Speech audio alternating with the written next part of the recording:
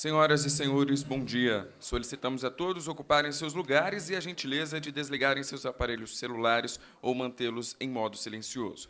Sejam bem-vindos à cerimônia de lançamento do projeto Vozes da Classe Média. Agradecemos a presença de todos, em especial do senhor Moreira Franco, ministro de Estado, chefe da Secretaria de Assuntos Estratégicos da Presidência da República, senhor Roger Leal, secretário executivo da Secretaria de Assuntos Estratégicos da Presidência da República, senhor Ricardo Paes de Barros, secretário de Ações Estratégicas da SAI, senhor Thomas Traumann, porta-voz da Presidência da República, senhor José Henrique Marques da Cruz, vice-presidente de Atendimento, Distribuição e Negócios da Caixa Econômica Federal, senhor Joaquim Lima de Oliveira, vice-presidente de Tecnologia da Informação da Caixa Econômica Federal, senhor Luiz Edson Feltrin, diretor do Banco Central, senhor José Augusto Fernandes, representante da Confederação Nacional da Indústria, CNI, senhor Jorge Shedek, representante residente do PNUD no Brasil, senhor Renato Meirelles, diretor do Instituto Data Popular, embaixadores estrangeiros e também os representantes de embaixadas. Para abrir a cerimônia, convido o excelentíssimo senhor ministro, Estado, chefe da Secretaria de Assuntos Estratégicos da Presidência da República, senhor Moreira Franco.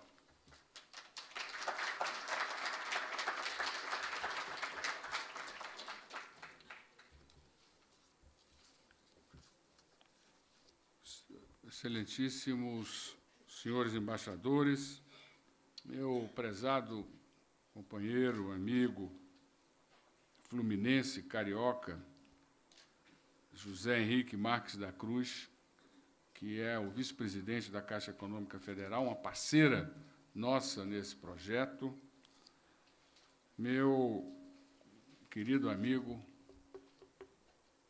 quero até fazer aqui uma referência, porque eu cito um dos homens públicos, um dos servidores públicos mais capazes, competentes e com espírito público, que é o Dr. Joaquim Lima, vice-presidente de Tecnologia da Caixa Econômica Federal, meu prezado Dr. Jorge Shedek, representante do PNUD,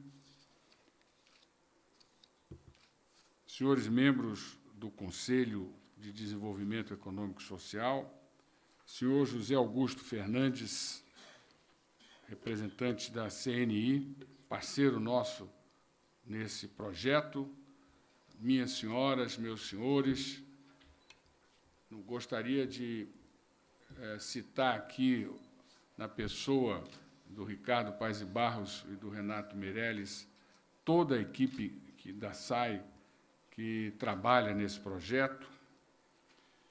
Para nós é mais um passo que estamos dando no sentido de conhecermos melhor o nosso país. E mais do que conhecer melhor o nosso país, saber da natureza, da profundidade, da extensão e do tamanho do desafio que os dirigentes brasileiros, liderados pela presidenta Dilma Rousseff, têm que enfrentar nos próximos anos. Nós tivemos, nos últimos 10 anos, 35 milhões de pessoas entrando para a classe média.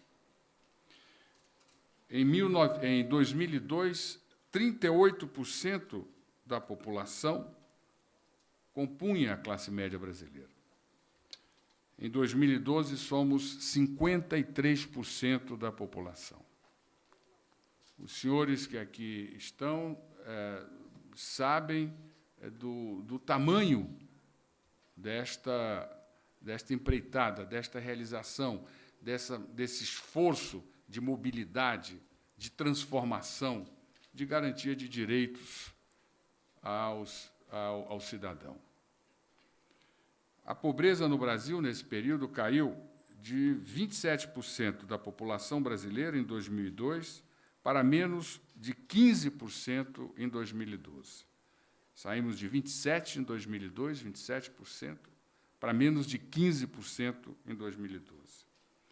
A extrema pobreza, que é um dos desafios do governo, ela passou de 10% da população para menos de 5% da população.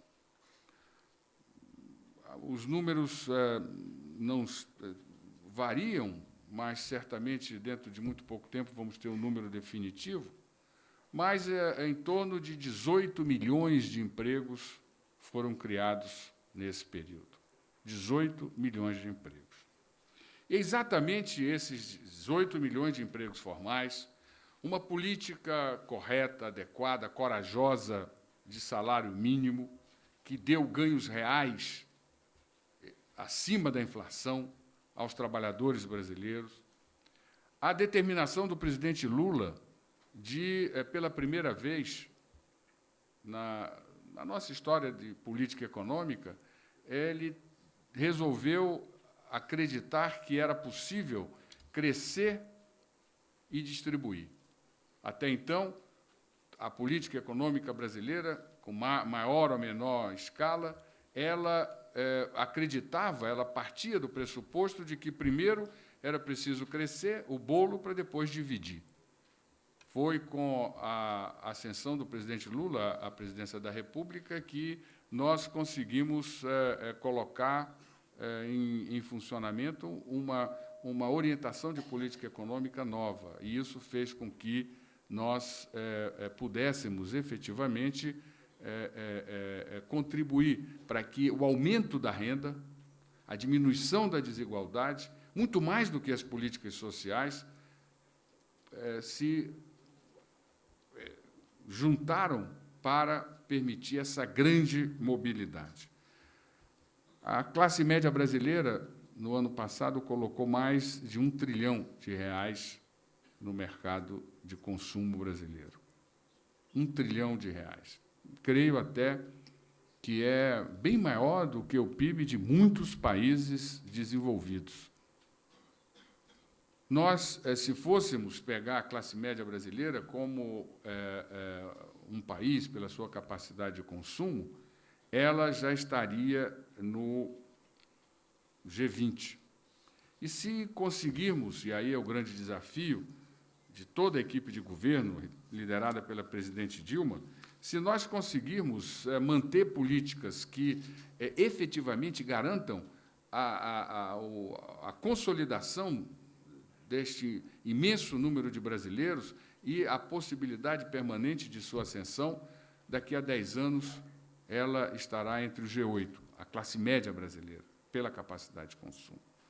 Então, os senhores vejam, as senhoras vejam, que é um ativo fundamental para o futuro do país.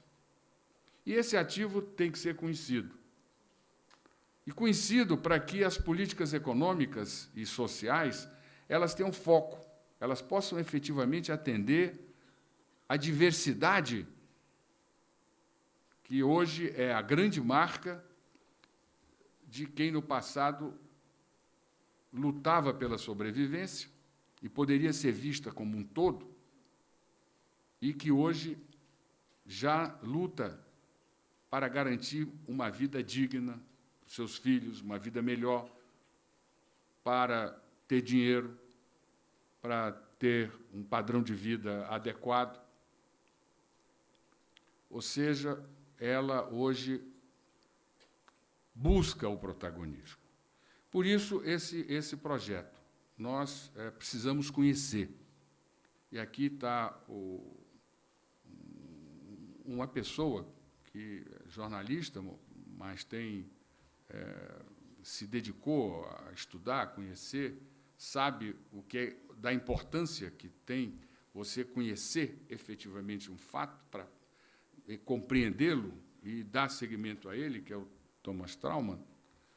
Nós estamos fazendo um projeto grande e, evidentemente, contando com a parceria de pessoas que têm interesse em conhecer, interesse para o seu negócio, não só interesse do ponto de vista público, político, social, mas interesse para o seu negócio, como a Caixa Econômica, por exemplo. O cliente da Caixa Econômica, a base de sustentação de clientes da Caixa Econômica é esse segmento. Então, ela precisa oferecer produtos adequados para que esse cliente fique satisfeito e, cada vez mais, se fidelize a essa instituição financeira. Então, nós vamos pegar 28 pesquisas, estudá-las detalhadamente, pesquisas realizadas pela CNI-IBOP, pelo IPEA, pelo IBGE, pelo Data Popular, que é um instituto especializado nisso, dados da SAI, dados do DIEESE. E essas pesquisas foram analisadas por técnicos, por profissionais adequados, municiados do instrumental científico para tal, com o objetivo de responder algumas perguntas. A primeira delas é quem são, quais são e por que são o que nós podemos chamar aqui das múltiplas faces da classe média brasileira. Ou seja, nós precisamos saber e entender da diversidade, para que nós possamos respeitar a diversidade. Nós precisamos saber de onde vem a classe média brasileira, para que nós possamos começar a desenhar tendências para onde ela vai e ajudar para que ela vá, efetivamente. Aonde a classe média mais cresceu, para que as políticas públicas elas possam atender de maneira adequada e não experimental as pessoas que precisam crescer também, garantir as que cresceram, que continuem crescendo, e buscar aquelas que precisam de apoio, de qualificação, de política social, para que possam continuar crescendo, para que possam entrar nesse novo universo. Nós entendemos que a diferença não é ruim. A diferença não é ruim. As pessoas são diferentes. O ser humano é diferente. As pessoas querem praticar a diferença. O que é ruim é a desigualdade. O que é injusto é a desigualdade. O que nós temos que combater é a desigualdade. Mas a diferença, não. Por isso, nós precisamos saber como se comporta o cidadão da classe média brasileira. Porque, pelo comportamento, pela perspectiva, pela aspiração, nós vamos respeitar, saber das diferenças e procurar políticas públicas, intervenções que respeitem e estimulem essas diferenças. Afinal de contas, alguns valores que a classe média brasileira tem e que nós precisamos estimular é a necessidade da igualdade de oportunidades. Eles precisam da igualdade de oportunidades. Eles não vão querer viver numa sociedade em que as oportunidades só existem para uns e não para todos. Eles precisam, a classe média brasileira quer a diversidade de oportunidades. Quem é rico pode começar uma faculdade de Direito e lá perceber que não é bem aquilo, coisa e tal, sai no terceiro ano e faz uma universidade de jornalista e será um brilhante jornalista porque está fazendo aquilo que ele quer. Mas isso é um direito de todo ser humano. As pessoas se realizam, trabalham mais, têm mais competência, se dedicam mais ao que fazem, produzem com mais qualidade quando estão fazendo aquilo que gostam, aquilo que querem, aquilo que sabem. Por isso, é necessário que, na política pública, o valor da diversidade de oportunidade seja um compromisso das propostas dela. Não tem cabimento, por exemplo, num processo de qualificação profissional, a oferta de cursos ela seja limitada. Então, o setor faz aquilo e se enquadra e vai viver infeliz na vida e vai produzir mal, ou não faz nada. Nós precisamos, permanentemente, sobretudo com a juventude, garantir que essas oportunidades atendam à tendência das pessoas, à vontade, à capacidade de trabalho, de dedicação, de entusiasmo, de criatividade. Para isso, nós precisamos saber dessas diferenças. Nós precisamos saber como a classe média utiliza os serviços públicos. E nós temos muitas informações, e vocês vão ver, quando a parte técnica começar, que a avaliação que a classe média faz hoje dos serviços de saúde, de educação, e certamente de telefonia, é muito ruim. ela paga. E ela não reclama de ter que pagar. Ela reclama de estar pagando e estar recebendo um serviço ruim. Ela reclama de estar pagando imposto e ela ter que pagar o seu curso de qualificação para obter e se garantir empregos que deem remuneração adequadas ao que elas querem. Isso a gente sabe, mas nós precisamos saber mais. Nós precisamos saber como é que elas percebem, o que é que elas querem, para que a ação do setor público não seja uma ação ao léu, não seja uma tentativa de inventar, ou seja, em última instância, nós precisamos entender, aqueles que se dedicam à atividade pública, que o cidadão, a sociedade, não é cobaia. O preço que se paga por aplicar uma política experimental, às vezes, é muito alto e se perde muito tempo. E a única maneira de se aplicar, formular políticas adequadas e aplicar adequadamente essas políticas para as pessoas nos seus grupos que precisam é quando se conhece, quando se tem pesquisado. E aí nós avançamos nesse estudo dessas 28 pesquisas para saber e procurar saber, e iniciar uma linha de estudo sobre o que a classe média pensa, o que quer, o que querem, quais as necessidades, quais os receios, quais os sonhos, que valores, além da igualdade de oportunidades, da diversidade de oportunidades e, certamente, da meritocracia como um valor fundamental da sociedade inteira, ela precisa. A classe média brasileira, ela não tem pai médico, ela não tem pai jornalista, ela não tem pai advogado. Ela está construindo a sua história.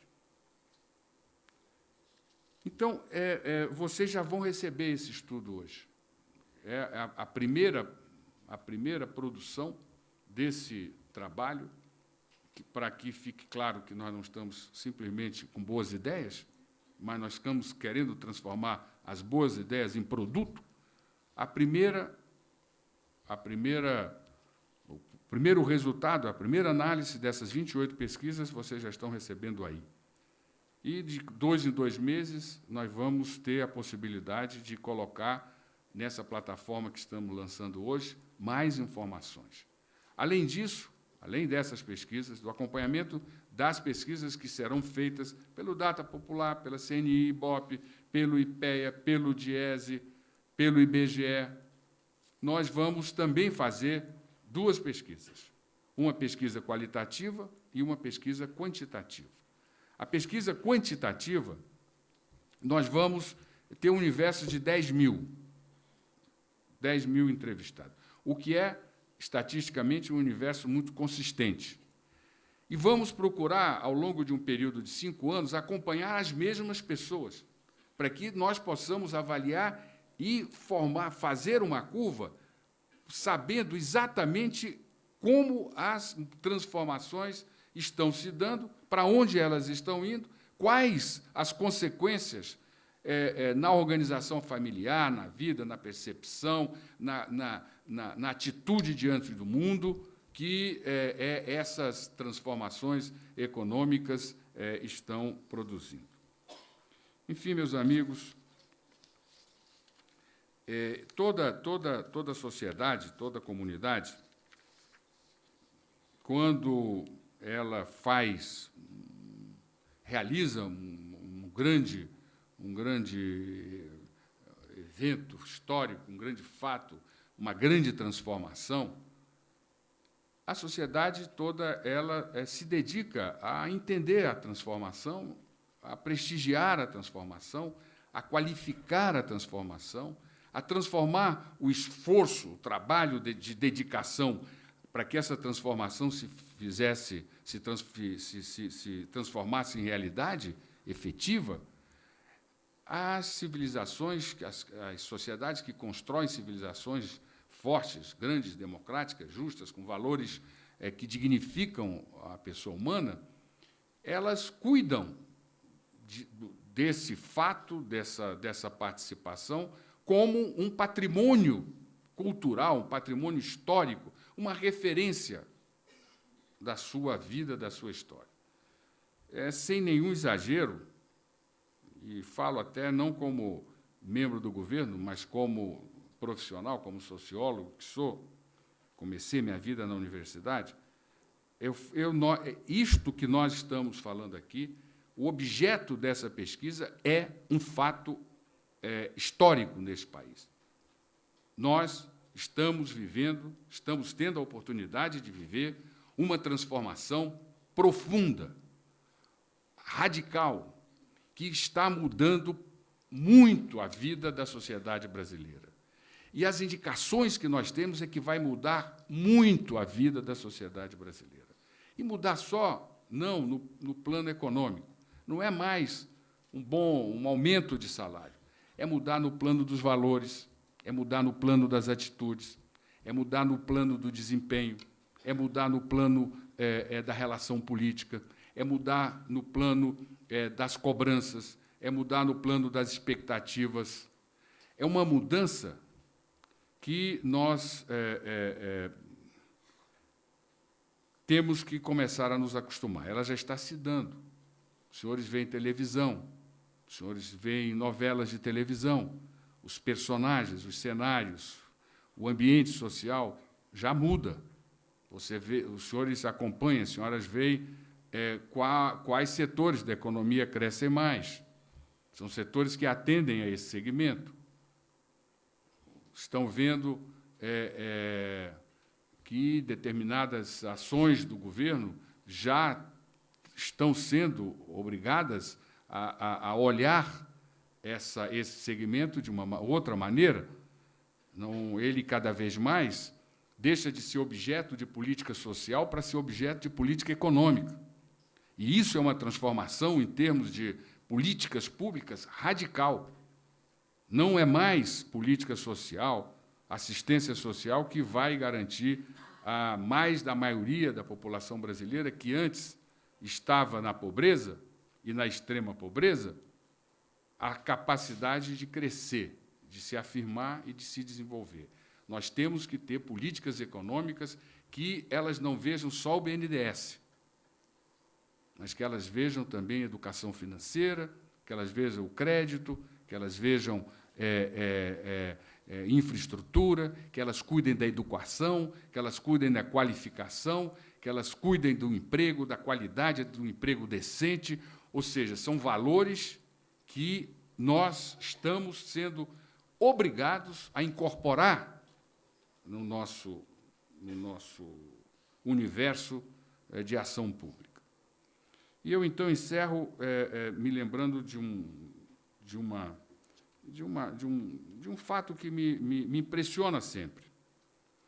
Na África, eu vi na África do Sul, as pessoas têm uma forma de se cumprimentar, tem um cumprimento. Eu não falo, mas, enfim, é sauabona, sauabona. Sauabona quer dizer eu vejo você. Então, as pessoas, ao invés de dizer, oi, tudo bem? Ela olha para outra e diz, eu vejo você. E a outra responde, em vez de dizer, tudo bem, vou bem, coisa e tal, ela ouve alguém, um amigo, um companheiro, olhando, dizendo, eu vejo você, e ela responde, eu existo. Isso é um respeito, não só à pessoa humana, mas é um respeito à cidadania. Eu vejo você, eu existo. Pois bem, do ponto de vista não pessoal, o que nós estamos vendo no Brasil é exatamente uma grande... Nós todos estamos querendo, com esse trabalho, contribuir para que nós, todos brasileiros, possamos olhar para mais de 100 milhões de outros brasileiros e dizer para eles, eu vejo você. Porque eles vão responder, eu existo. Esses brasileiros, antes desses 10 últimos anos, eles eram invisíveis. As novelas não falavam com eles, o mercado não falava com eles, A economia não falava com eles, o governo não falava com eles, a escola não se dirigia a eles, a cidade não cuidava de que tivessem qualidade de vida, os transportes não se dirigiam, não voltavam para atender às suas demandas, eles eram invisíveis, eles não existiam, eles não eram objeto de política pública, eles eram, está entendendo, o que na linguagem política eles eram um número. Um número. Pois bem, no Brasil hoje, a grande mudança, esta grande transformação, esta epopeia que nós vivemos, é que nós transformamos, estamos vendo sair da invisibilidade milhões de pessoas que passaram a existir, a ser tratados pela televisão, pela cultura, pelo governo, pelas políticas públicas, como fatores de realidade social, realidade humana, realidade econômica. E o que nós queremos é dar continuidade a isso, porque nós queremos dizer para transformar esse cumprimento numa expressão maior de política econômica e de política social. Nós queremos que a política econômica brasileira olhe a maioria da sociedade brasileira e diga: eu vejo você, porque ela já está dizendo que ela existe. E isso eu creio que todos nós temos que compreender. Esta maioria, ela não luta mais pela sobrevivência. O ponto primeiro da agenda é o protagonismo. Essas pessoas, essas mulheres, sobretudo as mulheres que foram as que, neste grande movimento, as que mais avançaram, mas tem mulheres, tem homens, tem idosos, tem crianças e, sobretudo, jovens, eles querem ter protagonismo. Eles pagam seus impostos, eles cumprem suas obrigações, mas eles querem também que alguém, permanentemente, seja o governo, seja a televisão, seja a cultura, seja quem for, olhe para ele e diga: eu vejo você, porque ele sabe que já existe. Muito obrigado.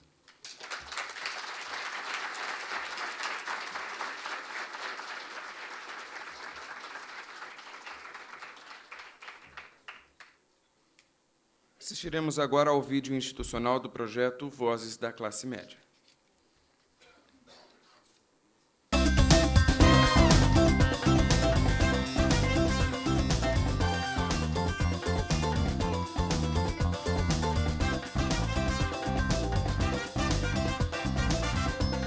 Aí a gente começou a fazer um churrasquinho na porta lá de casa. No início era assim, vendia 10 espetinhos.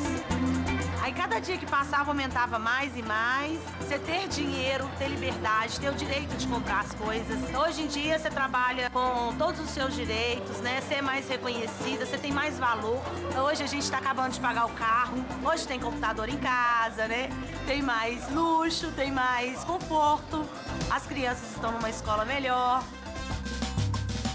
Eu trabalhava 5 dias por semana e o dinheiro não dava para fazer a feira.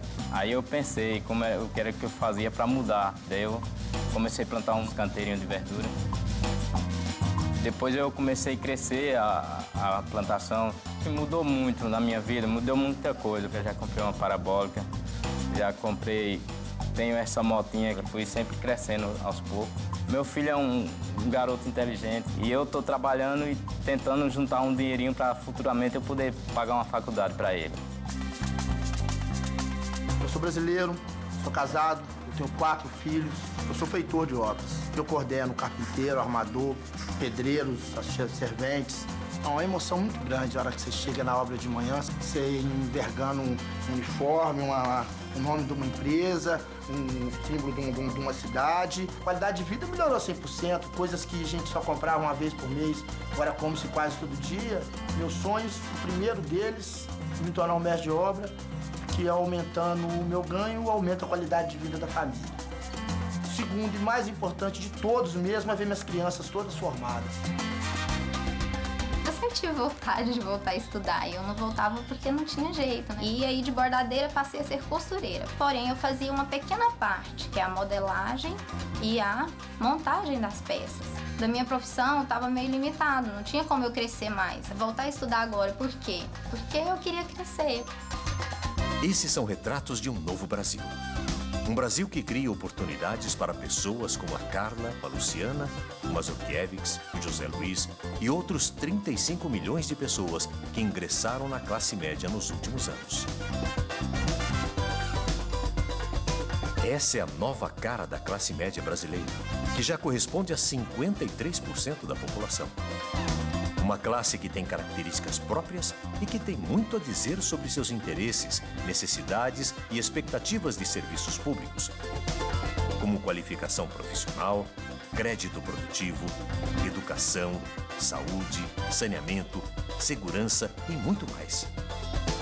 Essas mudanças vão além das estatísticas e já fazem parte da vida de cada brasileiro, que agora tem mais oportunidade de crescer e de realizar seus projetos para melhorar de vida. No curso superior, no primeiro negócio ou no emprego com carteira assinada, na viagem com a família, nas compras do supermercado ou do carro próprio, na reforma da casa ou na primeira casa própria. A classe média mostra sua força na construção de um país melhor. Vozes da classe média, porque é ouvindo a população que se constroem políticas públicas adequadas. Nós somos capazes. Eu quero, eu posso, eu consigo.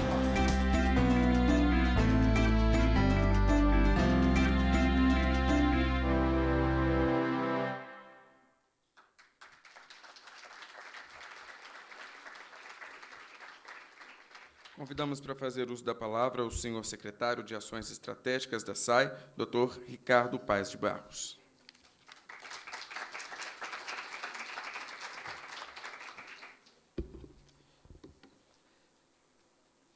Bom dia, ministro. Bom dia a todos. Bem-vindos.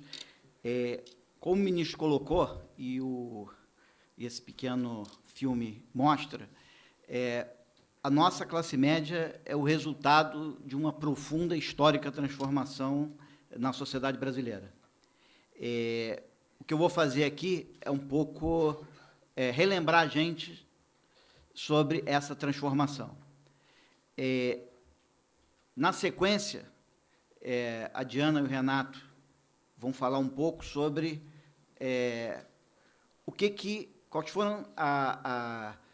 qual foi o mecanismo por trás dessa grande transformação. E essa grande transformação, a gente tem muita expectativa de que ela seja sustentável e continuada, porque, como eles vão tentar mostrar, essa transformação foi conquistada com trabalho e com protagonismo, que são as duas molas mestras de um processo de crescimento e de ascensão social sustentável. Então, eu vou começar relembrando esse fantástico processo de crescimento com inclusão que tanto caracteriza o Brasil na última década e que levou ao fortalecimento e ao surgimento dessa classe média.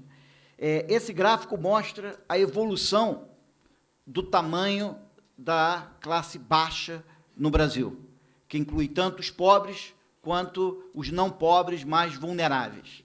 Isso é alguma coisa que era praticamente metade da população brasileira em 2002 e hoje representa 28% da população brasileira. Isso quer dizer que 21% da classe baixa brasileira migrou para a classe média ao longo da última década, né? Isso é quase 40, dado que a população brasileira são 20 milhões, são 200 milhões de pessoas, isso representa quase 40 milhões de pessoas migrando para a classe média. Obviamente que a classe média ela não é um local onde as pessoas só entram. A classe média tem saída, e a gente agradece a saída da classe média, porque quando você sai da classe média, você pode estar saindo para a classe alta. E o Brasil, a classe alta aumentou. Não aumentou tanto do que a classe média reduziu, porque o crescimento brasileiro foi um crescimento com redução na desigualdade. Então, a gente elevou, a gente tirou mais pessoas da classe baixa do que, na verdade, colocamos na classe alta. A gente se preocupou mais em levar da classe baixa para a classe média do que levar da classe média para a classe alta. Na verdade, da classe média para a classe alta foram 6%. Então, entraram 21% da população brasileira e saiu 6%, num movimento que aumentou, portanto, a classe média de maneira líquida em 15 pontos percentuais, levando que a classe média brasileira ganhou aqueles 21%, perdeu positivamente aqueles 6% para a classe alta, levando a que a classe média passasse de 38% para 53% da população brasileira, o que representou um aumento de 15 pontos percentuais no tamanho dessa classe média. Em termos absolutos, isso representou que a classe média brasileira, que era 67 milhões de pessoas há 10 anos atrás, hoje são 104 milhões de pessoas, um aumento de 37 milhões de pessoas, um aumento líquido de 37 milhões. Lembra que entrou mais do que 37, mas a classe média continua ascendendo e, portanto, parte dela foi promovida à classe alta brasileira, e esse processo vai continuar ao longo da próxima década. É importante, nesse ponto, ressaltar que esse crescimento da classe média brasileira, de 15 pontos percentuais, ele foi um resultado de um crescimento com redução na desigualdade. Se nós tivéssemos tido o mesmo crescimento sem redução na desigualdade, a nossa classe média, que cresceu 15 pontos percentuais, teria crescido apenas 1/3, teria crescido apenas 5 pontos percentuais. Ou seja, 2/3 do avanço da nossa classe média, na verdade, se deve à redução na desigualdade.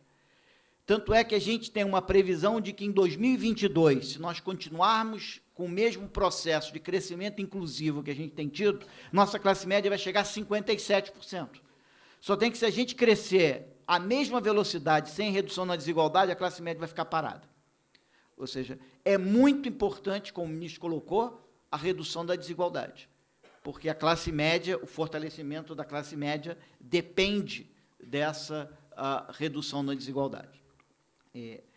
Esse crescimento de 37 milhões, evidentemente que parte dele é o crescimento populacional do Brasil, e parte dele é o ganho de participação da classe média. Então, nesse gráfico, a gente decompõe, então a gente percebe que 8 milhões, se a classe média tivesse mantido a sua participação na população brasileira, de 38%, a classe média teria crescido apenas 8 milhões. E ela cresceu, na verdade, 37 milhões, porque 29 milhões foram incorporados à classe média por um aumento da participação da classe média na população brasileira. Bom, a classe média brasileira, tendo 104 milhões de pessoas, se a classe média brasileira fosse um país, ele seria o 12º país mais populoso do mundo, logo abaixo do México. Tá certo? Isso mostra a dimensão da nossa classe média. Dada essa dimensão, dada a importância da classe média, é hoje necessário que a gente desenhe políticas públicas adequadas às suas necessidades. A gente costuma dizer que uma política pública muito efetiva, ela é autodestrutiva, no seguinte sentido: se você faz uma política pública que ela é muito efetiva para resolver um problema, ela, depois que você resolveu o problema, ela deixa de ser útil, porque ela resolveu o problema que ela se propunha a resolver. E, portanto, num país igual ao Brasil, onde você está produzindo transformações sociais a uma velocidade muito alta, a política pública tem que se modificar a uma velocidade muito alta, porque, na verdade, os problemas e as necessidades vão se modificando. Aquela necessidade que um extremamente pobre tinha há 10 anos atrás não é mais a mesma necessidade que agora ele, classe média, tem hoje. E, portanto, a política pública tem que se modificar à mesma velocidade que ela causa transformações na sociedade. E esse é o grande desafio hoje para a política pública brasileira, se manter atualizada com seus próprios feitos.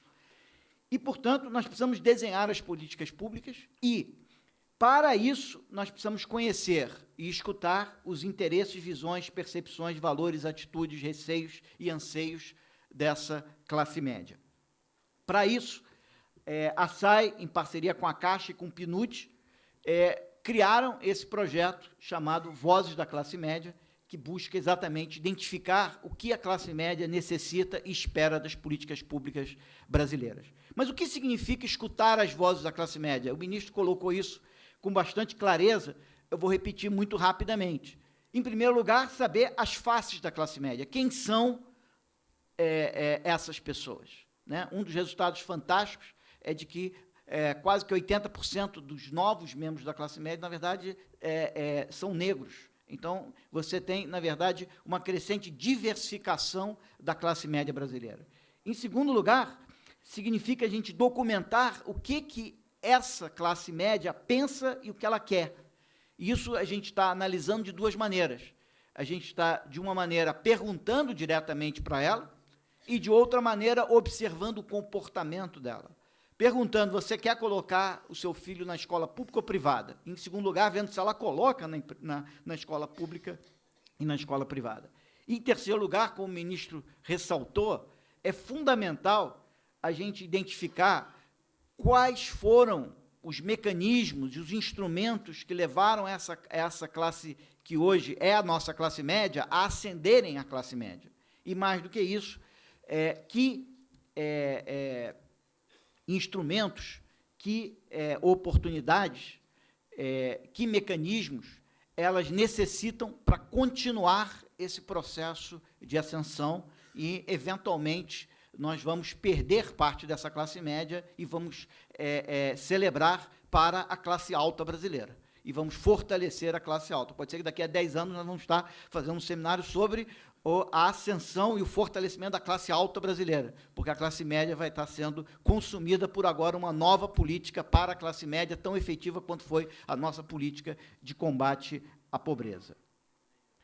Do que é feito, como que nós vamos, então, escutar as vozes da classe média, como nós vamos apresentar essas vozes da classe média, como o ministro colocou, essas vozes da classe média elas estão sendo escutadas e analisadas com base em todas as informações hoje disponíveis, tanto de opinião como de comportamento da classe média, e, portanto, tanto da CNI, IBOP, Data Popular, IPEA, como do IBGE, DIESE, RAIS e assim por diante, como de uma pesquisa nova, específica para isso, onde vamos acompanhar, como o ministro bem colocou aqui, 10 mil famílias ao longo do tempo.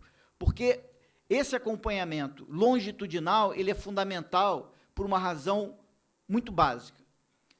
Nós não sabemos hoje se as pessoas que ascendem à classe média mudam o seu comportamento, porque agora tem mais recursos e etc., e passam a se comportar como a classe média que já existia, ou seja, elas se adequam ao novo grupo, ou se elas trazem as suas atitudes, os seus valores originais e modificam a classe média que temos.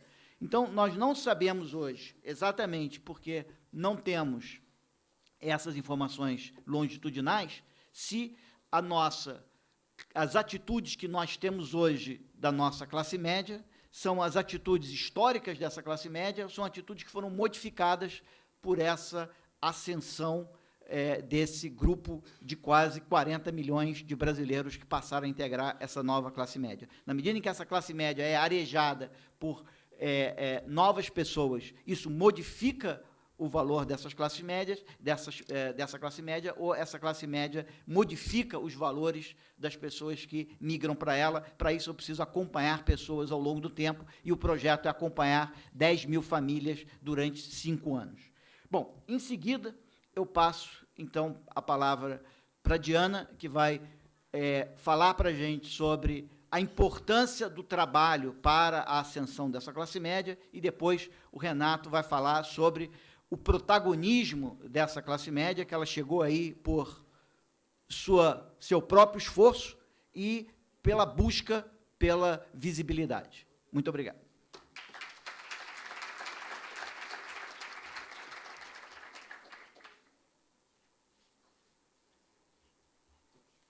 Bom dia a todas e todos. Agradeço a todos os presentes. Vou falar um pouco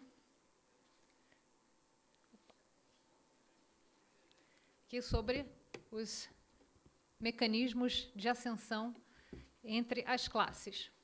Como a nossa política brasileira já teve muito sucesso em promover pessoas que estavam na pobreza para a classe média, pessoas que estavam na classe baixa para a classe média, eu vou focar especificamente na diferença entre a classe média e a classe alta, porque o que a gente busca agora é complementar essas políticas sociais que trouxeram as pessoas da classe baixa para a classe média com políticas que consigam elevar também as pessoas da classe média para a classe alta.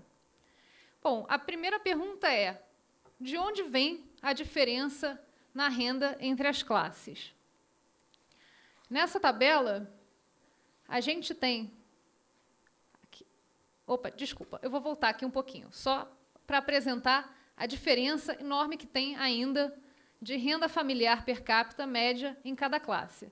Vocês veem que a renda da classe média ela é bastante superior à da classe baixa, R$ 559 familiar per capita, enquanto a classe baixa é de R$ 164 familiar per capita. A da classe alta é quatro vezes maior, aproximadamente, a renda familiar da classe média. De onde vem essa diferença? Essa tabela aqui mostra, aqui é a repetição dos mesmos números. A classe média, a renda da classe baixa, ela corresponde a 29% da renda da classe média, e a renda da classe média corresponde a 25% da classe alta. A renda familiar per capita, aqui embaixo a gente traz qual seria a renda familiar da classe média caso ela tivesse os mesmos componentes do trabalho da classe baixa. Quais são os componentes do trabalho da classe baixa?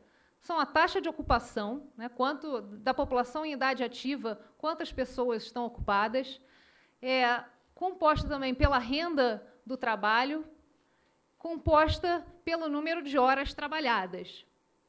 A gente vê que, jogando os componentes da classe baixa na classe média, a classe média teria uma renda de R$ 297 familiar per capita.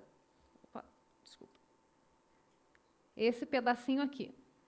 Jogando os componentes da classe média na classe alta, ou seja, se a classe alta tivesse a mesma renda do trabalho, a mesma taxa de ocupação o mesmo número de horas trabalhadas da classe média, a renda da classe alta seria de R$ 995 familiar per capita.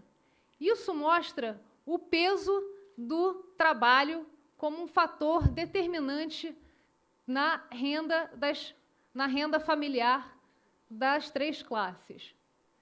Aqui a gente tem a contribuição de cada um deles. A gente tem que, para diferenciar a renda da classe média em relação à classe baixa, 66% vem do fator trabalho. Para diferenciar a renda da classe alta em relação à renda da classe média, 74% vem desses fatores do trabalho. Ou seja, o trabalho é realmente o principal fator que diferencia essas três classes. Daqui para frente, a gente vai decompor um pouco esses fatores, taxa de ocupação, horas trabalhadas, remuneração, para a gente saber um pouco melhor onde que está a diferença. Aqui ainda mostrando a proporção da renda do trabalho apropriada por cada classe. Essa pizza total representa toda a renda do trabalho no Brasil. Vocês veem que a classe alta ela consome 58% da renda total do trabalho no Brasil. Ou seja, enquanto a classe alta é aproximadamente 20% da população brasileira, em termos de números de pessoas, ela se apropria de 58% da renda do trabalho. Já a classe média, que é 53% da população, ela se apropria somente de 37% da renda do trabalho. E a classe baixa, que é 28%, 5% da renda do trabalho. Aqui eu apresento a renda média mensal em cada classe.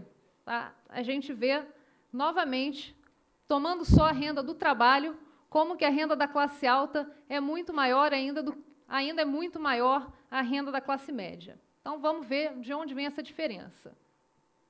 A diferença na renda do trabalho. Quais são as possíveis causas que nós levantamos, né? Eu já falei taxa de ocupação, horas de trabalho, grau de formalização, maior nível educacional. Vamos olhar para a taxa de ocupação. Aqui, a taxa de ocupação entre as classes, a gente vê que a classe média tem uma taxa de ocupação bastante elevada. Ela já está acima da taxa de ocupação da média brasileira. Enquanto a média do Brasil é 63%, na classe média, 65%. Na classe alta, a taxa de ocupação é ainda maior.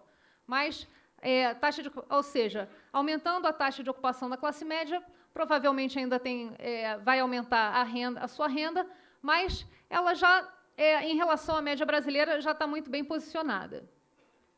Aqui é aquela mesma pizza considerando a proporção de ocupados. Então, a gente vê a representatividade da classe média na população ocupada.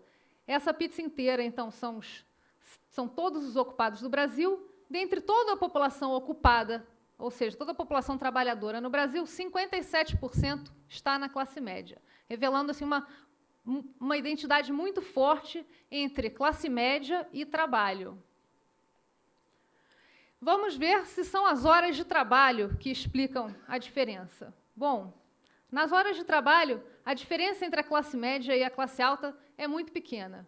A classe média também já trabalha acima da média brasileira, que é de 40 horas. A classe média trabalha, em média, 41 horas semanais, enquanto a classe alta trabalha 42 horas, em média. Então, a gente imagina que não é tanto pelas horas trabalhadas. Quer dizer, a classe média trabalha muito. Não vai ser aumentando tanto o número de horas trabalhadas que a sua renda vai aumentar. Aqui, a gente compara, novamente, aqui a gente olha para a proporção de ocupados, de horas trabalhadas no Brasil, quanto que a classe média representa de todas as horas trabalhadas no Brasil. 57%. Coincidentemente, com sua mesma representatividade no total de ocupados. Será que essa diferença se deve a um maior grau de formalização? A gente vê que a classe média também já teve muito êxito em se colocar no trabalho formal. Ou seja, já foi um grande avanço para o Brasil colocar essas pessoas para dentro do mercado. Esses 18 milhões de empregos formais que o ministro citou no seu discurso, em grande medida foram ocupados por essas pessoas que entraram na classe média. Mas, como vocês podem ver, na classe alta, o grau de formalização é de 71%. Então, embora a classe média já esteja bastante formalizada, já esteja acima da média brasileira, tem ainda um espaço considerável para crescer pelo grau de formalização.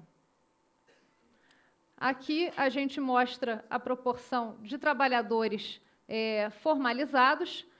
formais. A gente já vê que a classe média tem representa quase 60% do total de trabalhadores formais no Brasil. Bom, o último fator que nós consideramos aqui foi o nível educacional. Bom, e aqui a diferença muito grande ainda da classe média para a classe alta. Em anos de estudo, a classe alta tem 50% a mais do que a classe média. Enquanto a classe média está com 8 anos de estudo, em média, que é a média do Brasil, a classe alta tem 12 anos de estudo, em média. Então, essa, na verdade, é a maior das diferenças que nós examinamos entre as duas classes. Então, nós intuímos que taxa de ocupação, grau de formalização são muito importantes, mas a educação parece ser um fator decisivo para explicar a diferença na renda entre a classe média e a classe alta. Bom, dado esse peso tão grande da educação, vamos ver como que a classe média, o que a classe média pensa sobre o retorno da educação.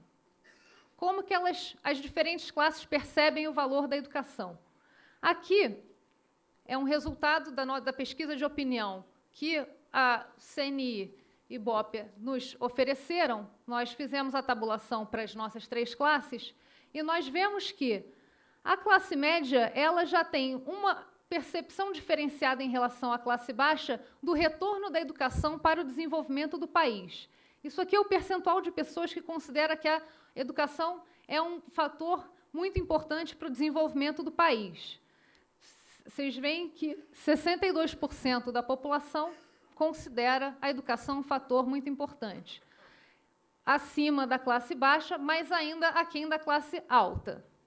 Mas um fator mais curioso, que nos causou mais espanto, foi quando nós olhamos para a percepção do retorno privado da educação. O quanto que as pessoas acham que a educação traz de retorno para elas mesmas. Aqui nós nos surpreendemos, tanto porque o percentual de pessoas que têm a percepção da educação como um fator que contribui para a renda é menor do que o percentual de pessoas que percebem a educação como um fator que contribui para o desenvolvimento do país, de 62 para 58, como uma ausência na diferença da percepção do retorno da educação da classe baixa para a classe média. Mesmo com o maior número de anos de estudo da classe média, que traz para a classe média uma renda maior em relação à classe baixa, mesmo assim, ela ainda não consegue perceber, de forma diferente da classe baixa, um retorno da educação para si mesma. Aqui, nós temos ainda muitas perguntas para responder. Será que elas não estão percebendo o retorno? Será que elas não estão percebendo um ambiente meritocrático? Elas acham que não adianta elas estudarem? O que importa são as relações? Ou será que elas são míopes? Elas não estão percebendo que, na verdade, a educação traz, sim, um retorno para elas? Então, são perguntas, especulações, são direções que nós precisamos responder. Esse estudo ele nos indica caminhos, perguntas que precisam ainda ser respondidas. E aí nós, então, vamos complementar com as pesquisas, nossas pesquisas quantitativas, com perguntas novas, que ainda precisam ser respondidas, e também com as nossas pesquisas qualitativas, buscando entender melhor o porquê desses resultados que nos parecem um pouco espantosos. Eu finalizo aqui a minha parte, agradeço novamente e convido o Renato para nos falar de diversos aspectos dessa nossa classe média brasileira.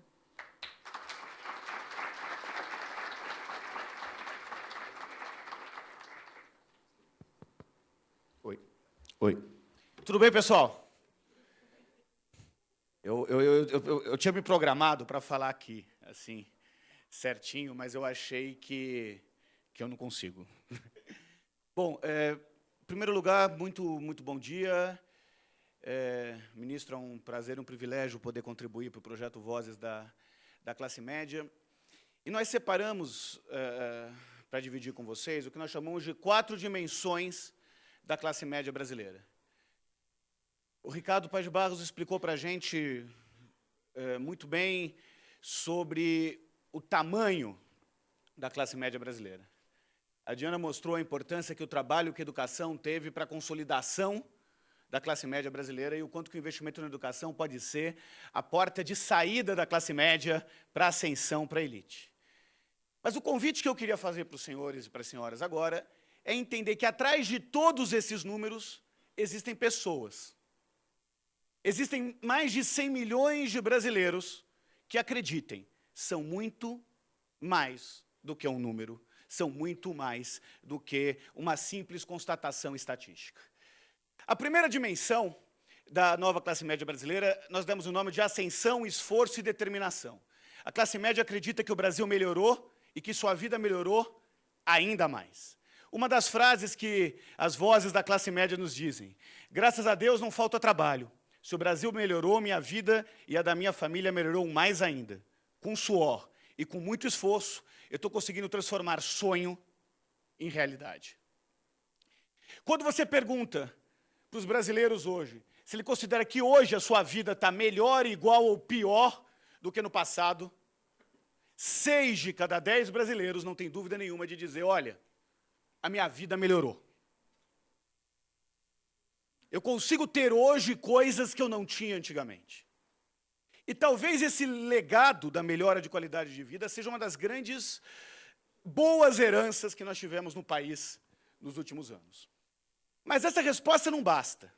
A gente queria entender, e vai continuar nas pesquisas que vão ser desenvolvidas por Vozes da Classe Média, a procurar entender em que aspectos a vida melhorou.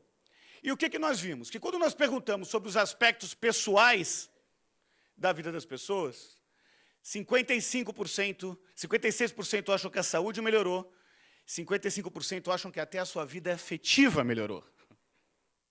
Estamos namorando mais. Isso é bom, constitui novas famílias.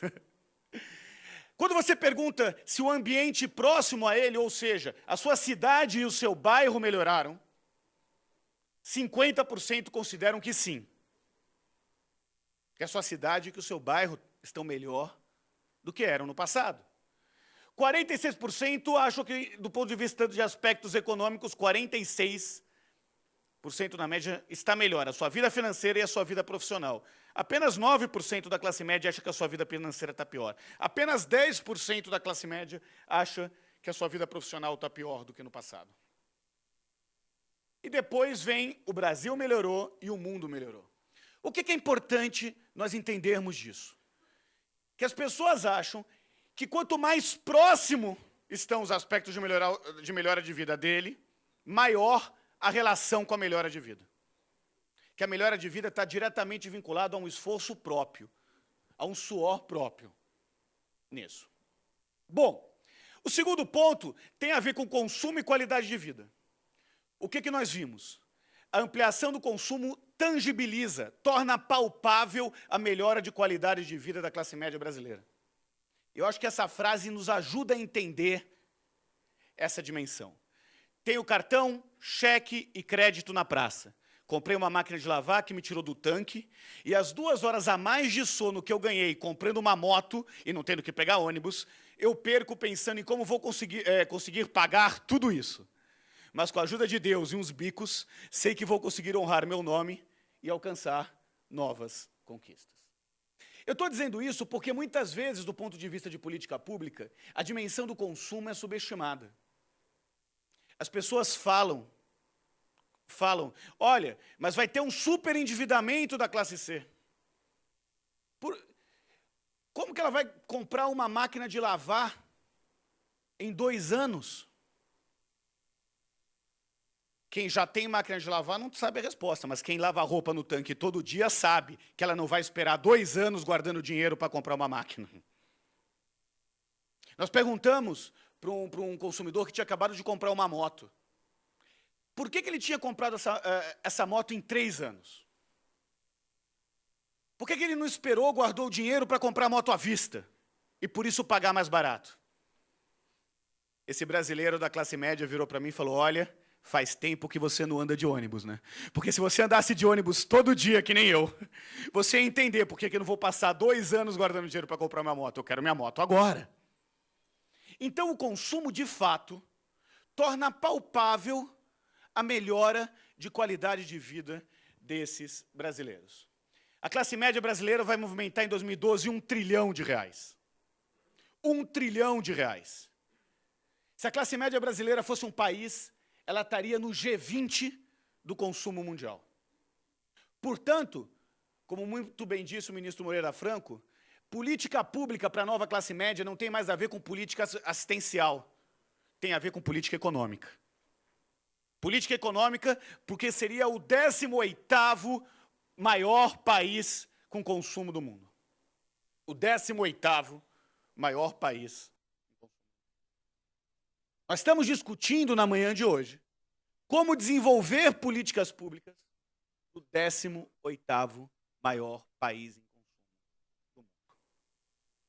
O consumo, que ainda está fortemente concentrado na região sudeste, mas tem a região nordeste crescendo cada vez mais.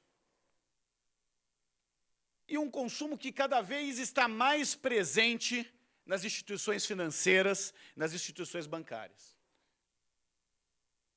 A parceria do projeto com a Caixa Econômica Federal tem a ver com isso, com o desafio estratégico da Caixa Econômica Federal de ser o banco da nova classe média, e não tenho dúvida nenhuma que nenhuma instituição tem condições de ser o banco da nova classe média, como a Caixa Econômica Federal. Mas tem a ver com um objetivo concreto de mercado. De cada 100 pessoas que têm conta corrente no Brasil hoje, 52 são da classe média.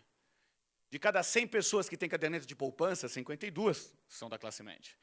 51% das pessoas que têm cartão de crédito são da classe média. Metade das pessoas que têm um private label. 45% das pessoas que têm previdência privada. 52% das pessoas que têm algum dinheiro investido. Então, nós estamos falando de uma classe média que foi para o mercado de trabalho. A carteira assinada deu estabilidade e possibilitou o crédito para essa nova classe média. E, com isso, ela consegue consumir, graças ao trabalho e ao crédito, R$ 1 trilhão por ano. Mas isso não significa que ela esteja satisfeita da forma em que ela é atendida hoje no sistema bancário. A gente perguntava, na sua opinião, quais dos seguintes bancos têm a menor taxa de juros? Apenas 11% citou algum banco privado. 35% disse que não sei e 53% citou um banco público. 53%. Portanto, processo de redução de juros também é política pública. Isso é entendido cada vez mais pela nova classe média brasileira. Você mudaria de banco na busca de juros mais baixos? 58,7% disse que mudaria. E os dados do Banco Central mostram que o aumento da portabilidade de dívida cresce cada vez mais. Demanda da nova classe média. Bom, mesmo tendo mais crédito, 41% da classe média possui algum tipo de empréstimo, financiamento ou parcelamento. Por outro lado, 71% da classe média não vê grandes problemas em pagar as suas contas. Por quê? Porque ela está tendo que aprender a lidar com os novos mecanismos de crédito. E sabe por quê? Não porque algum economista chato falou, olha, guarda dinheiro. É porque ela gosta de comprar. E ela quer estar aprendendo a comprar bem para comprar sempre. Para comprar cada vez mais. E 1/3 da classe média, 35% da classe média, já tem algum tipo de reserva financeira. Você soma isso com o otimismo dessa nova classe média, a gente vê que 79% da classe média acha que a sua vida financeira ficará ainda melhor nos próximos anos. Isso é... Agora, vamos lá. 3. Otimismo e visão de futuro. O otimismo da classe média brasileira faz com que ela olhe para frente, que acredite no seu potencial e chame para si a responsabilidade sobre a própria vida. Hoje eu tenho emprego, férias, FGTS, minha filha está estudando para um concurso e o preço das coisas não aumenta toda hora. Hoje consigo pensar, me planejar, apoiar a minha esposa, que está abrindo um salão de beleza na garagem de casa. Tem como não ser otimista? Agora, quando você pergunta para esses brasileiros em um ano como ele acha que vai estar a vida dele, 8 de cada 10 brasileiros afirmam que têm convicção que a vida dele vai estar melhor. Aonde? 8 de cada 10 diz que a vida vai estar melhor. Agora a pergunta, Renato, e daí? O que o otimismo dos brasileiros tem a ver com política pública? Tem a ver com o crescimento e com a ascensão dessa nova classe média? O que tem a ver é que, a pedido do ministro Miranda Franco, nós cruzamos os dados de comportamento entre otimistas e pessimistas na nova classe média. E nós descobrimos que os otimistas querem mais prestar um concurso público do que os pessimistas. Que os otimistas são mais empreendedores do que os pessimistas. Que os otimistas estudam mais do que os pessimistas. Quem tem mais chance de ascender socialmente? Quem está parado? Quem está chorando com medo da crise, ou quem arregaça as mangas, vai estudar, vai empreender e vai fazer o Brasil crescer. Portanto, tão importante quando acompanhar os índices de crescimento do emprego, do aumento da renda, é importante acompanhar o índice de otimismo da nova classe média brasileira, porque é ele que impacta um conjunto de ações que fazem com que a classe média continue crescendo e se fortalecendo no nosso país. 79% acham que a vida financeira vai melhorar. 77% acham que a saúde vai melhorar. 76% que a vida afetiva, 76% que o bairro vai melhorar. 74% acreditam que em um ano vai estar melhor profissionalmente do que estava antes. 74% que a cidade vai estar melhor. 7 de cada 10 de que o Brasil vai estar melhor. E 63% de que o mundo, daqui a um ano, vai estar melhor do que está hoje. E para concluir, senhores, vamos falar do que talvez seja o mais importante aspecto da nova classe média brasileira com relação às políticas públicas. A gente viu que o Brasil reduziu suas desigualdades e a classe média está cada dia mais exigente. Descobre aos poucos que, ao pagar imposto, se torna um consumidor de serviços públicos. E vai exigir cada vez mais das 3 esferas do governo, municipal, estadual e federal, a mesma qualidade que ele exige quando vai comprar um produto no supermercado, quando vai fazer uma viagem aérea, que ele exige da iniciativa privada. Eu aprendi muito na escola, na vida e na internet. Eu estou empregado e pago meus impostos. Eu pago meus impostos na fonte e em tudo que compro. O que o governo me dá não é favor, é obrigação. Eu quero uma escola melhor, eu quero universidade boa para quem estuda e merece, um hospital decente e internet de qualidade. Hoje, eu sei que do mesmo jeito que posso exigir qualidade de uma empresa, eu posso exigir qualidade do governo. E é esse o grande desafio de políticas públicas. Lidar para o consumidor que não topa mais ser coadjuvante das políticas públicas. Um consumidor, um cidadão que cada vez mais quer ser protagonista dessas políticas públicas. Quando a gente perguntou o ranking dos principais problemas do Brasil, na pesquisa da CNI, 53% afirmou que era a saúde, 32% a segurança pública, 28% a educação, drogas, corrupção, desemprego, fome e miséria. Esse cidadão da nova classe média brasileira é cada vez mais exigente com relação às políticas públicas. Agora, 45% da classe média acredita que os impostos são elevados. Portanto, o processo de redução de impostos não é simplesmente algo para aquecer a economia, é uma demanda de política pública dessa nova classe média brasileira que o governo tem acompanhado de perto. 62% da classe média acredita que a baixa qualidade do ensino vai prejudicar o desenvolvimento do Brasil. E os mesmos 62% acreditam que a classe média avalia que a qualidade do atendimento nas repartições públicas é baixa ou muito baixa. Depois que o cidadão foi atendido num convênio médico privado, não topa mais passar 3 horas na fila do SUS. É disso que nós estamos falando. É de uma mudança de mentalidade dos novos protagonistas da sociedade brasileira. Quem são esses novos protagonistas? Nós vimos que a contribuição das mulheres na massa de renda, para o crescimento da massa de renda da classe média, foi de 76%.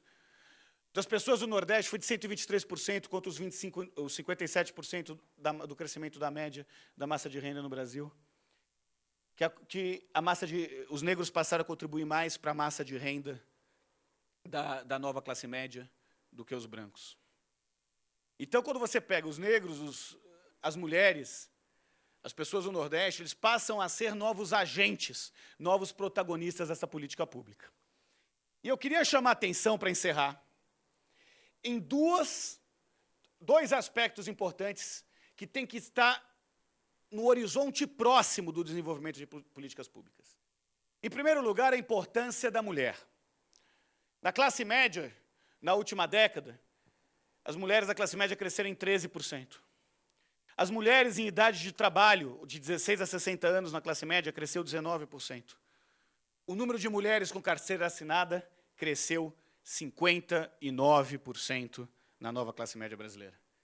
Isso significa que é fundo de garantia, isso significa que é demanda por creche. Isso significa que nunca foi tão importante você ter eletrodomésticos dentro de casa que diminuem. Porque o homem se acomodou, né? Não é que a mulher foi trabalhar, mas o homem não foi lavar roupa. E a mulher da nova classe média foi acumulando cada vez mais novas funções. O segundo aspecto, além de entender o protagonismo feminino, é entender o protagonismo do jovem. Enquanto na elite, para cada R$100 que um pai da elite ganha, um filho ganha R$20, para cada R$100 que um pai da classe média ganha, um filho ganha R$71. Quem influencia mais as decisões da família? Quem contribui com R$20 de cada R$100 que o pai bota dentro de casa ou com R$71 de cada R$100 que o pai bota dentro de casa. Enquanto que na elite apenas 10% dos filhos estudaram mais, apenas 20% dos filhos estudaram mais do que os pais, na nova classe média 49% dos filhos estudaram mais do que os pais. É a primeira geração de universitários na família da nova classe média. E a gente sabe que eles vão ter filhos e vão cobrar cada vez mais a qualidade da escola pública. Então, senhores, o recado que fica é que a classe média que surgiu nos últimos 10 anos ganhou visibilidade. E graças ao projeto Vozes da classe média vai ganhar uma voz.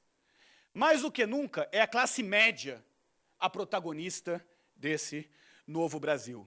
Esse vídeo que nós vamos mostrar para vocês fala da transformação de um cidadão invisível no novo cidadão brasileiro. Olá, você lembra de mim?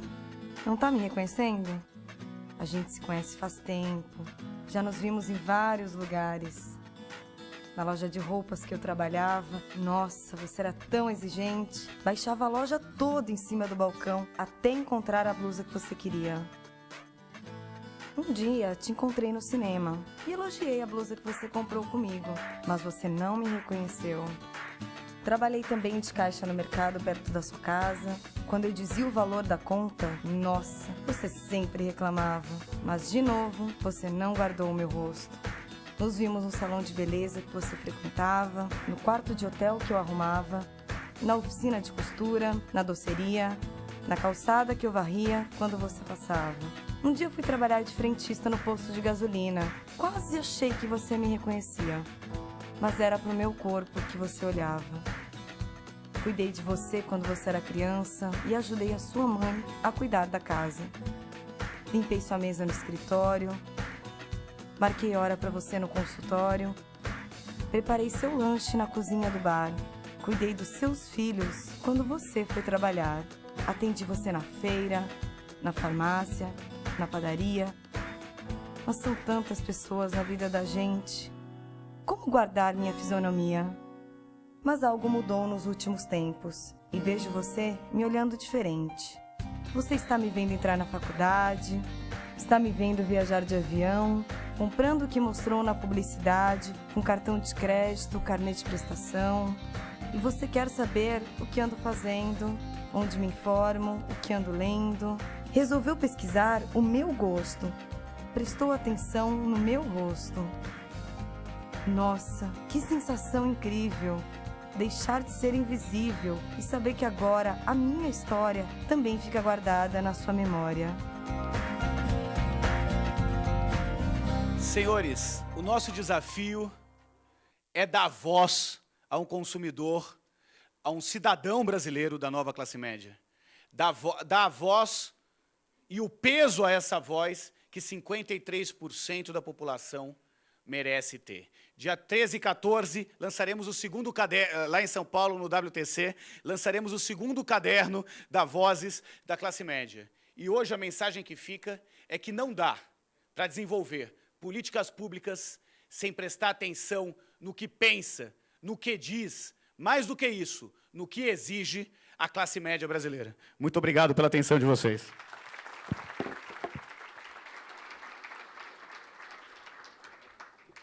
Ouviremos neste momento o representante da Confederação Nacional da Indústria, senhor José Augusto Coelho Fernandes.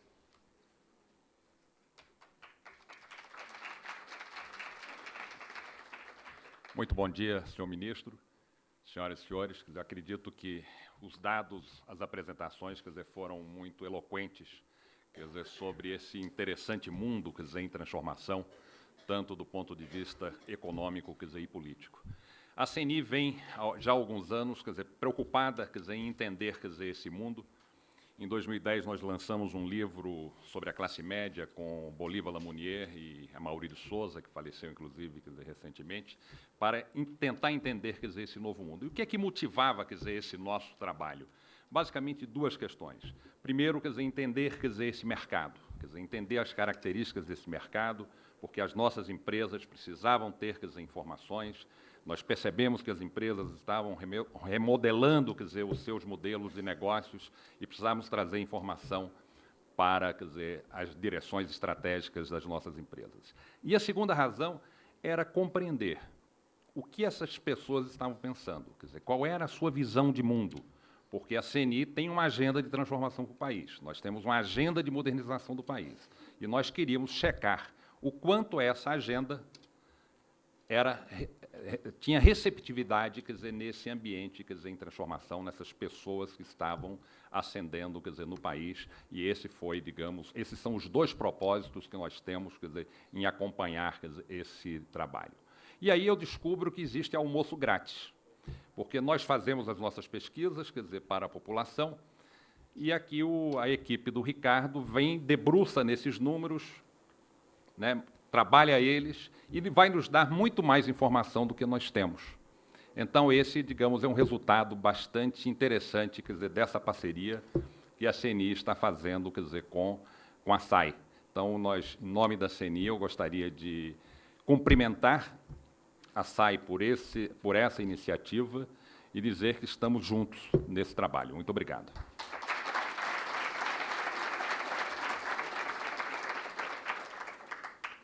Ouviremos agora o representante do Programa das Nações Unidas para o Desenvolvimento, o PNUD, o Dr. José Jorge Shediek.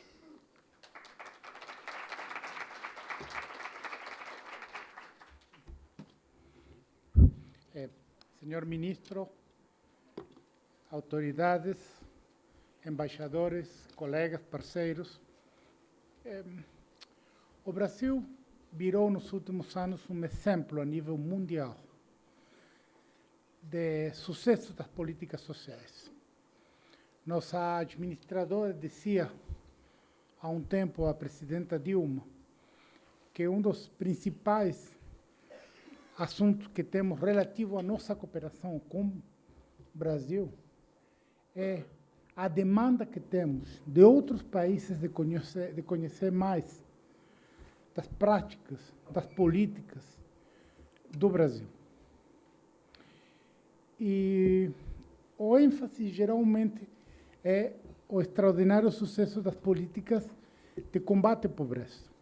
E, geralmente, às vezes, na cooperação, terminamos lá, nessa etapa.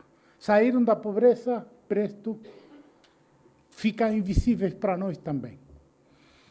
E uma razão de nosso interesse nesta parceria é que, primeiro, o resultado desse sucesso de combate à pobreza no Brasil é a emergência desta nova classe média, a 18ª economia do mundo.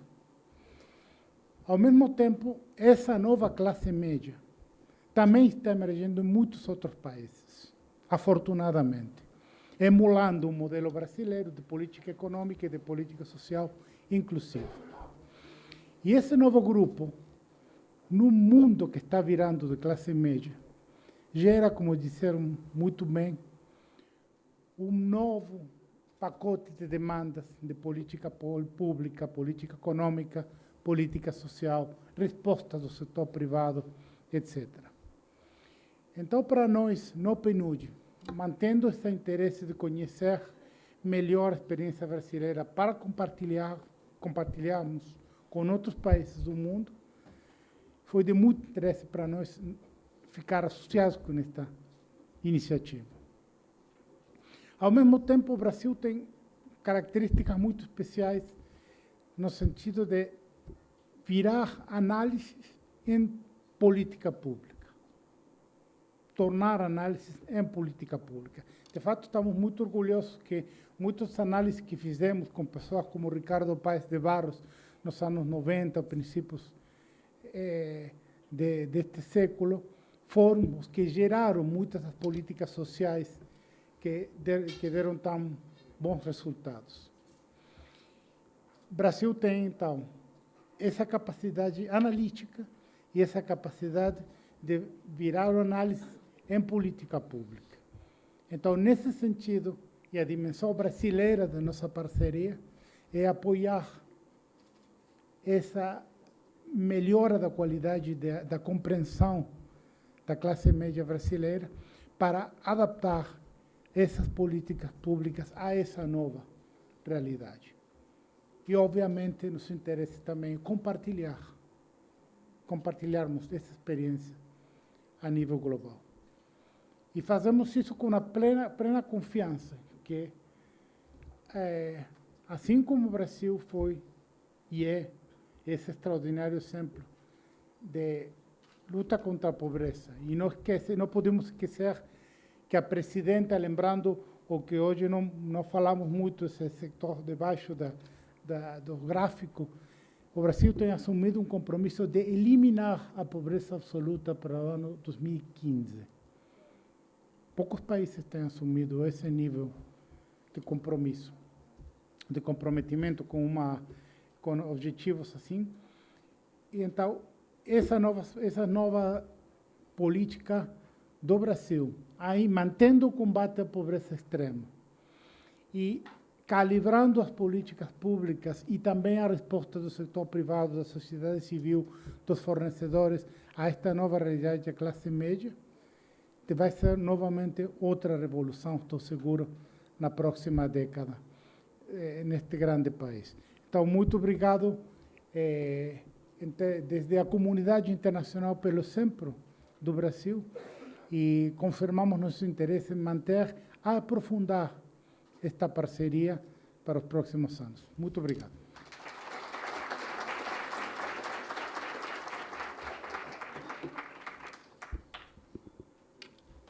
Ouviremos neste momento o vice-presidente de Atendimento, Distribuição e Negócios da Caixa Econômica Federal, senhor José Henrique Marques da Cruz.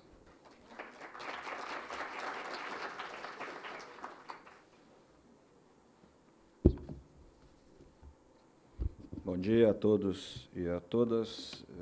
Queria cumprimentar o ministro de Estado, Moreira Franco, registrar aqui que eu estou representando a Caixa, mas particularmente o presidente Jorge Hereda, que estaria presente, pediu que trouxesse um abraço e não está presente por uma demanda de agenda da Presidência da República, mas que também registro que ele pediu para colocar aqui, que ele acompanha pessoalmente toda essa parceria e a importante trabalho que a SAI vem fazendo em prol do desenvolvimento do país.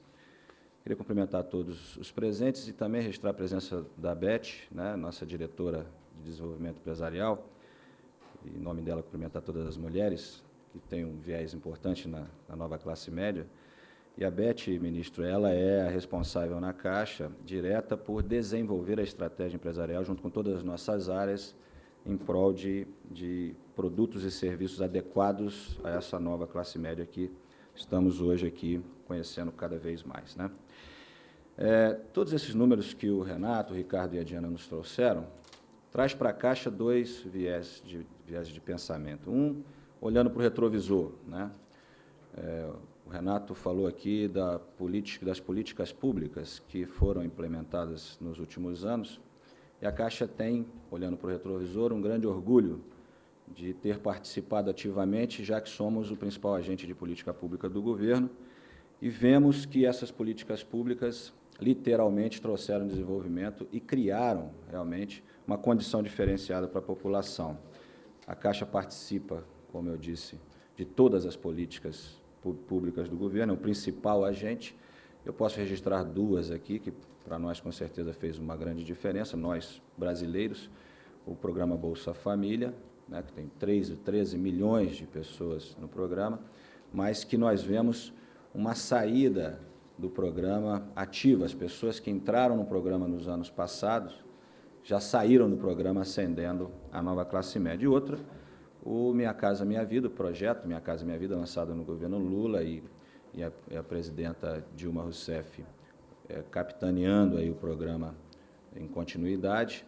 Nós, na primeira fase, financiamos mais de 1 milhão de casas e agora, na segunda fase do programa, também estamos chegando a outros 1 milhão de casas financiadas. Isso gera emprego, gera renda, com certeza contribuiu muito para esses números apresentados aqui. Olhamos para o retrovisor e temos orgulho disso. Mas, olhando para o farol, né, o Renato nos trouxe aqui uma necessidade, que não é mais a política pública. Nós temos que rever o nosso posicionamento e, na política pública, incluir política econômica, né, para que essa classe média realmente se sustente. E a Caixa ela tem, no seu planejamento estratégico, a visão de ser o banco da nova classe média. Nós temos isso como foco principal das nossas ações, né? Um dos focos principais. A Caixa, trazendo rapidamente aqui em números, está presente em todos os municípios brasileiros, nos 5.565 municípios. Temos mais de 3.000 agências, 25.000 correspondentes bancários, mais de 12.000 loterias. Temos 65 milhões de clientes, ministros. 45 milhões de poupança, caderneta de poupança. Então, são números realmente pomposos, né, e que mostram o que o Renato nos trouxe, né? A Caixa está presente e próxima da população. Mas, mais do que isso, nós estamos protagonizando algumas ações agora que vão ao encontro de tudo que nós estamos estudando juntos. Eu vou citar aqui, podia citar milhares de coisas aqui, muitas coisas, mas eu vou me ater a duas coisas que eu acho que são fundamentais. Um dos estudos que a gente viu junto com a Secretaria é que essa nova classe média, ela não tinha uma visão de poupança, não é, muito forte, não é, Renato? Foi um dos estudos que a gente viu. Ela precisava do crédito, como você trouxe, e tudo mais. Mas, com isso, nós fizemos e criamos, ministro, foi em junho e implementamos em julho, a poupança Caixa Fácil, que já é um produto adequado a isso, a esse público. O que essa poupança traz? Ela traz a condição de abertura em qualquer correspondente bancário, então a Caixa tem 25.000 correspondentes em todo o país, em qualquer loteria, que é onde a classe média tem o primeiro contato com os produtos bancários, né? Já que nós temos aí 47% com acesso a crédito, acesso a serviços bancários na classe E, né? E 63% na classe D. Ou seja, nós temos que chegar nessa população, e a loteria da Caixa e o correspondente bancário da Caixa é um caminho fundamental. Lançamos isso em julho, esse produto já adequado. Antes de julho, nós abrimos, em média, 400.000 cadernetas de poupanças por mês, para ver a força que a Caixa tem em relação a esse produto, né? Que nós já estamos chegando a 170 bilhões desse saldo, temos mais de 35% do mercado de poupança. Depois que lançamos esse produto, ministro, nós passamos a abrir 600.000 cadernetas de poupança por mês. Então, foram mais 200.000 cadernetas de poupança abertas por conta de um produto adequado a essa classe média, mais desburocratizado, né, menos documento necessário, e lá na loteria, lá no correspondente, que é onde nós precisamos que esteja internet. Então, nós fizemos todo esse movimento, né? E o segundo viés, que é, para nós hoje, principal item estratégico da empresa, é o lançamento em abril do programa Caixa Melhor Crédito, que é a diminuição da taxa de juros, né, que todos vocês vêm acompanhando, que nós vimos capitaneando, né, no mercado, diminuindo taxas de juros, melhorando os produtos. Com isso, dois dados, né? Nós estamos crescendo em pessoa jurídica a nossa carteira, 62% nos últimos meses, e o mercado 15%. E na pessoa física nós estamos crescendo 51%, o mercado 13%. Então, é uma coisa inquestionável.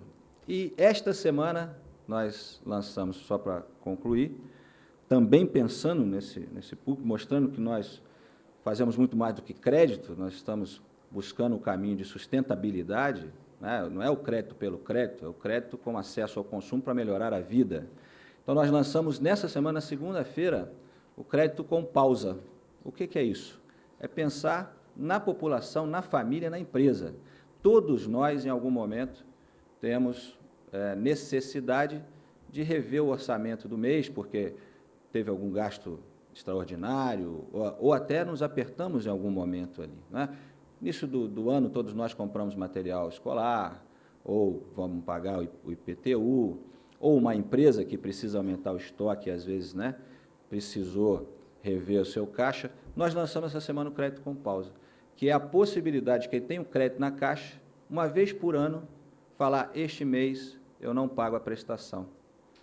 É uma coisa totalmente diferente, inusitada, que vai ao encontro das necessidades reais de uma família, de uma empresa, né? Então, busca a adimplência, aí eu também um parênteses, né, todo esse nosso crescimento de crédito vem com a inadimplência totalmente controlada, em torno de 2%, então a gente realmente vem fazendo um papel aí na linha de trazer esse desenvolvimento. Eu vou terminar minha fala, ministro, pedindo permissão ao senhor para buscar um pouco de uma questão que o senhor trouxe aqui, que é a necessidade da gente ver, né, a nova classe média, que na África do Sul, se não me engano foi isso, se cumprimenta falando eu vejo você, não é isso? E é isso que a gente está fazendo nessa parceria Caixa com a SAI.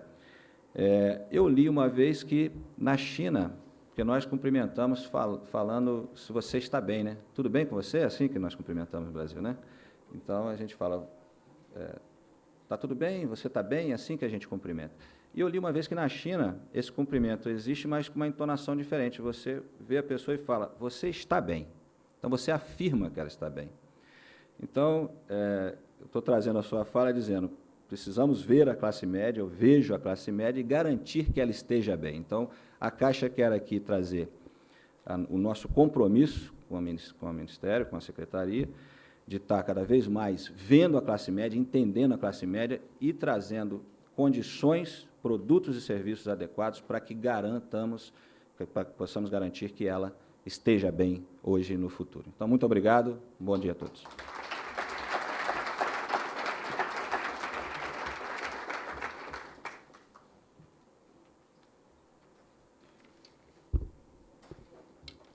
Agradecemos a presença de todos e convidamos para o coquetel que será servido no hall de entrada do auditório. Está encerrada a cerimônia.